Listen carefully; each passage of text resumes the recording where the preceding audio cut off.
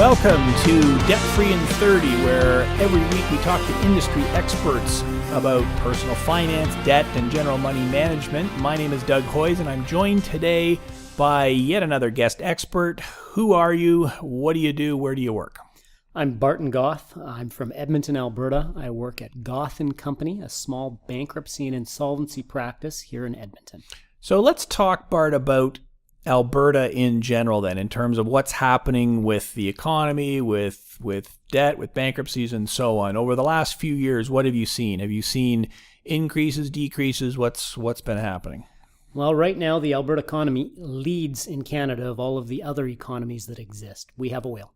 Oil tends to drive things up. You guys have oil? Oh, we've got a bit of oil. I didn't hear about that. In fact, they're saying we have lots of oil, okay. And with oil comes lots of jobs, higher incomes. In fact, right now, the growth in our economy, or in provincial economy, they've marked at 3.6% per year. Just to give you some perspective, you compare all other provincial economies, the next highest one is 2.3% increase. So we have lots of jobs. As a result, lots of people are moving to the province. We lead in terms of inter-Canadian relocation because there's jobs in Alberta, there's not jobs in lots of other places. The interesting thing that this does from a bankruptcy perspective, when the economy's good, your insolvency rates usually drop. And so we're in one of those periods where we've had a reduction in insolvency rate, at least most recently. We're sitting at about 9.5% on a year-per-year basis at this point, down from where we were previous. Now, bankruptcies are down a lot more. Proposals are actually up. So for those of you that don't know what a proposal is it's an excellent opportunity to be able to avoid a bankruptcy. It allows you through a court-sanctioned mechanism to negotiate a settlement with your creditors, or basically to make a deal, so that you can avoid a bankruptcy, but also bring your finances back down to a level that makes sense and is manageable. And that split has been changing then over the years. So if we were to go back 10 years ago, there were a lot more bankruptcies, a lot fewer proposals as a percentage. Is that correct? Absolutely. We're approaching the point, at least across the country, we're getting closer and closer to an equal split, almost 50% bankruptcies versus 50% proposals. I know in Ontario, you guys have been at the 50-50 for a little bit longer than we have been in Alberta. Yep. Yeah, we're there and have been there for a couple of years now. And a lot of what's driving that, I guess, in Alberta, like you said, is the oil patch, the oil revenue. So now you're in Edmonton. Do you see a lot of that oil money where you are, or is it in other parts of the province? How does that work? The oil money is throughout the province. It may not necessarily directly be jobs for people that are in Edmonton themselves, or at least working in Edmonton themselves. But as the oil money comes in, the secondary services to support the people that have come in definitely increase. Now, we do have we're seen as the gateway to the north as well. So we've got a lot of people that live in Edmonton but don't work in Edmonton. And they work up in Fort McMurray or other places in northern Alberta where a lot of the oil interests are. And lots of them don't want to live in small communities. They don't want to live up in Fort McMurray, which can be a little bit rougher at times. And so they'll keep their house in Edmonton and their family in a house, and they'll simply go up to the camps for work and come back off. And so how long does it take to get from Edmonton to Fort McMurray? Am I going to drive that? Am I taking a plane? What's the normal way to get there? It's a combination of both, probably 50-50 split on that. Lots of people take planes. Lots of companies have landing strips up there, particularly the large ones, so they'll fly in their workers from Edmonton. However, there's still a huge portion of them that do take the highway. It's become a relatively dangerous highway. It's only one lane. It's not divided, and so it becomes a bit of a rat race getting to and from. And how long does it take to drive from Edmonton to Fort McMurray? How long? I've never driven that. I believe it's about a 6-hour trip. Wow. So that's huge. So, and I've heard the stories about Fort McMurray as well, that you're right, it's a rough town, and the living costs are actually fairly high there. Oh, it's through the roof. You'll often find there'll be 4 or 5 people that share a 1-bedroom apartment because there's very little in terms of accommodations available, and those accommodations cost a fortune. Wow. So you go up there and you're making good bucks. I mean, a guy working in the oil sands, driving a truck or working the machinery or whatever can make really good money. But you're describing a scenario where he or she is paying a lot of money for their accommodation and everything else up there. I assume everything else costs more too, food, everything. And they may also have a second house back in Edmonton or somewhere else. So you've got double the living expenses, maybe triple the living expenses. So are you really that much better off at the end of the day when you're going up there? The numbers they make, and as a result of their income, the sacrifice they make being there, the living out allowances they receive, it definitely is worth the trip. The problem is most people that I see, at least, they don't do a great job managing those monies that are coming in. It's very common to see the biggest, most expensive truck that you can get, the F-350 on a lift kit, and they're paying $1,200 a month for. They also have 2 quads because, of course, they can't go quadding by themselves. They have a 5th wheel, often a motorcycle, and unfortunately, all of those things tend to be financed, which, as we all know, is usually the most expensive way to accumulate items. And then those are the people who end up becoming your clients then because they've overextended themselves. And I guess you got to make the distinction between the money that's coming in and the money that's left over at the end of the week. So if I'm making huge dollars, but then I've got, like you say, my truck and this and that and my 2 houses and everything, it's pretty easy to get into trouble. Are those the kind of people who end up filing proposals with you then? We'll often see that. One of the challenges, though, is in the oil patch, things are cyclical. There's always down periods. You'll have spring breakup every year, and that's one you can predict. But you've got long periods of time where certain oil rigs will simply stop working. And so it might not be something that the person is aware of. There may be a temporary lapse in the contracts that they have.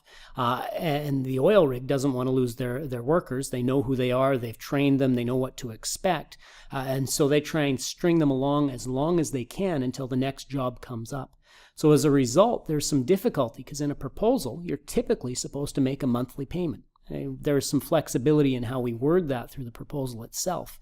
But because of that uncertain income, sometimes it makes it a little bit challenging for them to file a consumer proposal. And I didn't realize that, but I guess you're right. So when you say they have to keep their workers around, so it may be that, well, we'll give you a few hours every week or something like that, just to, is that how they do it? Or it's not so much a few hours every week. When they're busy, they're busy. They're working as many hours as legally is allowed.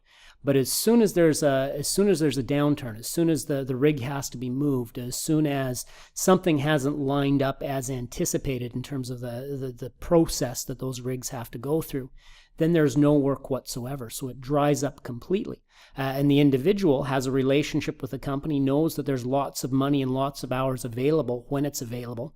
Oftentimes, there's rigs that have a reputation for not being very good to their employees or being very rough circumstances to work in. So when you find a good crew to work with, you don't want to change that crew very, very quickly. And so they're often willing to be patient because they feel like they have a good place, they have a above average ability to earn money there. The unfortunate thing is the bank doesn't want to wait for the truck payment. Mm-hmm. Yeah, and that's what gets you into trouble. So what's your advice for those kind of people then? And I think we're obviously talking about, the oil sands, the oil patch, whatever in Alberta, but really what you're describing is anybody anywhere in Canada who has a sporadic income. So here in Ontario, we see it, in construction, for example, very busy in the summer, not so busy in the winter. It's really exactly the same as what you're describing. Well, okay, I know there are periods when I can make tons of money, but there's also periods when I can't make so much. So what do you have to do to counterbalance that? What's the advice you would give to someone in that situation? Well, you've got to do 2 things. You first got to realize and recognize those periods are going to occur. And B, you've got to prepare for them in advance. And the best way to prepare for those, and I think it's a twofold approach, is first, when things are good, set some money aside so that when you have those periods of low employment, it's not going to be a shock to your system. The second part of that, this relates to how you purchase items. Maybe not finance quite as much, perhaps save up a little and buy them so they're owned outright, so that when these periods come and work does dry up, now there's one less expense item that you have to worry about. Very good. So that's good advice. We're going to take a quick break here and come back with Barton Goth, talk a little bit more about what's happening in Alberta, but also, as you can see, this is, I think, advice that applies pretty much everywhere. We'll be right back. This is Debt Free in 30. You're listening to Debt Free in 30. Here's your host, Doug Hoyes. Welcome back to Debt Free in 30. My name is Doug Hoyes, and I'm joined today by Barton Goth, who is a bankruptcy trustee and consumer proposal administrator from Edmonton, Alberta. Before the break, we were talking about the economy in Alberta, how it, when you're looking at it from an individual person's point of view, can be very up and down, very sporadic. So there are weeks where the rig is moving or the rig is going full tilt. I'm getting every hour I can, and then, okay, now the rig needs to be moved, and I don't have any hours for a while. It goes up and down. One of the other implications of the Alberta economy with the oil money is things have gotten even more expensive. So that's a problem if I'm a worker there, particularly if I live in the south and work in the north and have two different houses that I've got to keep up. I would assume, Bart, that that's also a problem for older people or people who are on a fixed income. Do you see that a lot as well? Absolutely. We see that on a regular basis. There's no secret in our economy, in our society right now, is there's a very significant number of people that are approaching or have already approached that retirement age. And as we all know, when you get to retirement age, your income and earning potential will often be reduced. Maybe that's health-wise, maybe there's something else that's causing it. But the challenge that exists there is when you're living in a vibrant economy and the cost of living, particularly house values and rents and all of those things are pushed upwards, well, your income doesn't change. And we've seen a huge number of people that are getting to the point in their life where they're relying more and more on those fixed items, those fixed incomes, but they can't afford their rent like they have in the past. Because the rent continues to increase because there's greater demand, and their incomes just aren't keeping pace with it. So what kind of advice can you give to those people that are living on a fixed income in an economy like Alberta's where expenses are going up? Because I guess even things like real estate is more expensive than it was in the past. Absolutely. Our real estate may not be quite as expensive as it is in a Toronto or a Vancouver, but throughout Alberta, it's getting up there. It's definitely larger than it was 5 years ago, and it's continuing to move forward. So obviously that drives rents up. It also drives up house prices and so on. So what kind of advice can you give to someone who is on a fixed income, but in an environment where their expenses are increasing? Really, it comes down to preparation in my eyes. And it's not preparation that you're immediately going to think, because you're going to think RRSPs and investing in advance. The biggest problem that I see is they haven't prepared in terms of their debts. So a lot of these people are approaching retirement age. Some of them are carrying very large mortgages. Some of them are carrying very large credit card balances, those types of things. Often it's a case of sacrificing some of your future by getting home equity lines of credit, by taking on more debt and trying to enjoy things when you're a little bit younger. And that causes significant problems when your life circumstance change. And now you find yourself perhaps unable to work, perhaps having to rely on the fixed pensions and things that are in place. But unfortunately, with that high level of debt, whether it's mortgage, whether it's credit card, you just simply can't do it. So you really have to go into retirement with no debt. That would be the ideal. Unfortunately, it's no longer the norm. So you're seeing a lot of people who are retired or close to retirement, but they've got significant debt. Absolutely. And so your message makes perfect sense. Okay, this is something you got to think about 20 or 30 years before you retire. You've got to spend a little bit less while you're working so that by the time you get to retirement age, not only do you have no debt, but you've got some assets build up. But what do you do if I'm already on the verge of retirement or I am retired right now? It's too late for me to build up my assets. I've got some debts. I'm heading into retirement. What do I do? Well, typically in those circumstances, you should come and meet with someone like myself. We can talk about where you are and talk about what you're going to need in the future and look at different strategies for reducing that debt in the now. Some of those strategies could very well include a bankruptcy. It might be a consumer proposal. You never know till you sit down and you see exactly how the numbers add up, but it's becoming more and more common in that demographic. And so how would you help someone decide whether a bankruptcy or a consumer proposal or some other option is going to be the best option? What are the typical factors that would go into that? Well, in that age category, it's a little bit interesting because normally I find it's best in most circumstances to avoid a bankruptcy. But when I find you're older and you're getting to a point where you're going to have to rely on fixed income, one of the major advantages to avoiding a bankruptcy with a consumer proposal is to protect your ability to use credit in the future. Well, if I'm on fixed income and I'm just worried about making my living expenses and nothing else, maybe credit's not so important as it once was. So a lot of times in those circumstances, people end up filing more often a bankruptcy than we might had they been 15 or 20 years younger.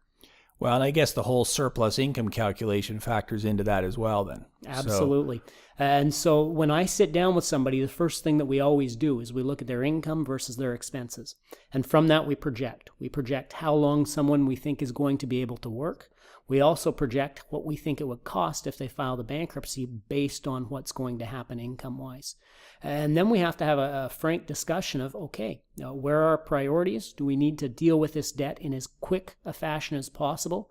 Or do we need to mitigate the cost each month by perhaps reducing the monthly amount that goes out, like you do in a proposal, but extending the payment over a long period of time?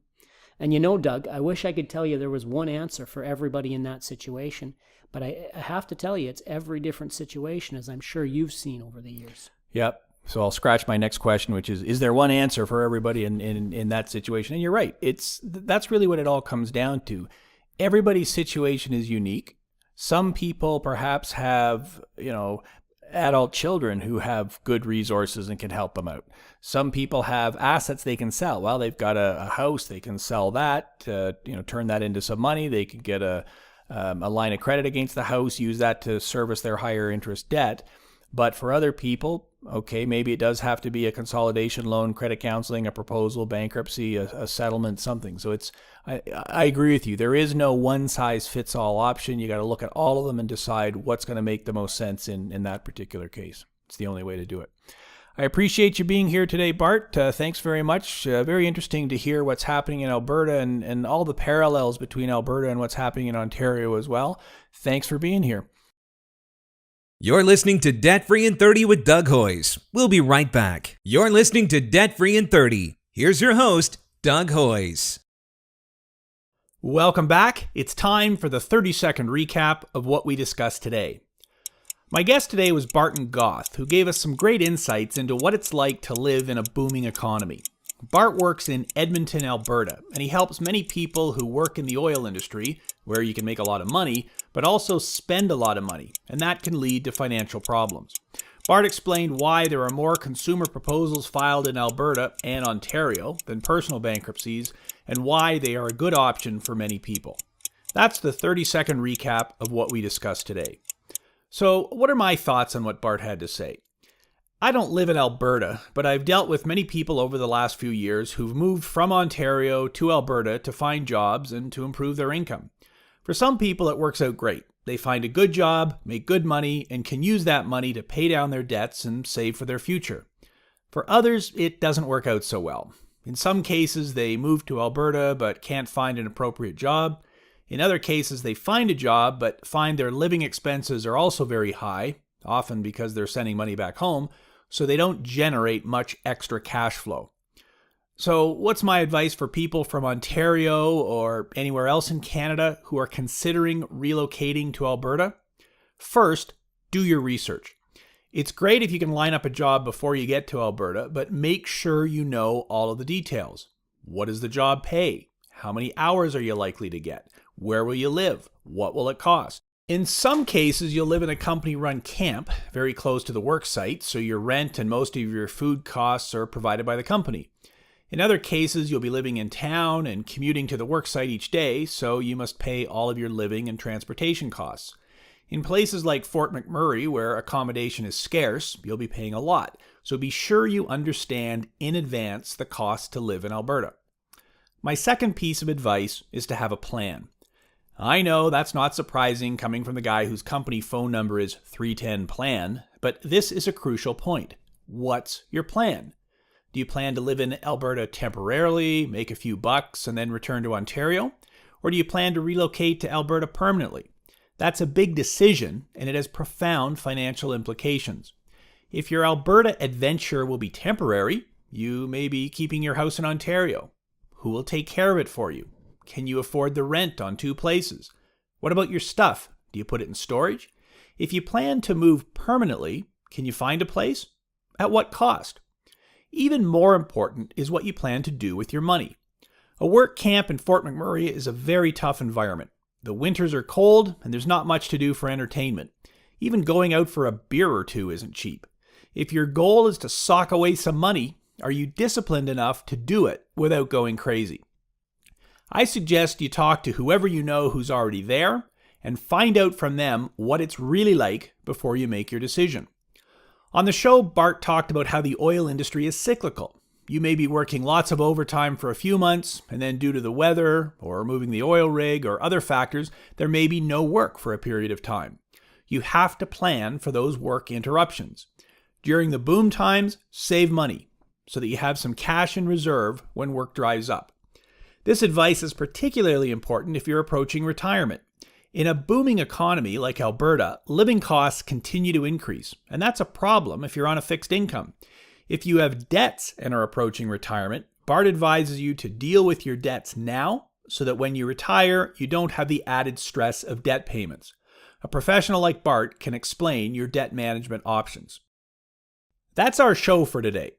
This show is on the radio every week and also available on our website, on iTunes, on Stitcher, and whatever other podcatcher you use. So please go to hoys.com for a full list of participating radio stations and details on how you can download the show to listen on your smartphone or computer. Full show notes are available on our website, and I'd love to hear your comments, which you can leave right on our website at hoys.com. That's HOYES.com. Thanks for listening. Until next week, I'm Doug Hoys. That was Debt Free in 30.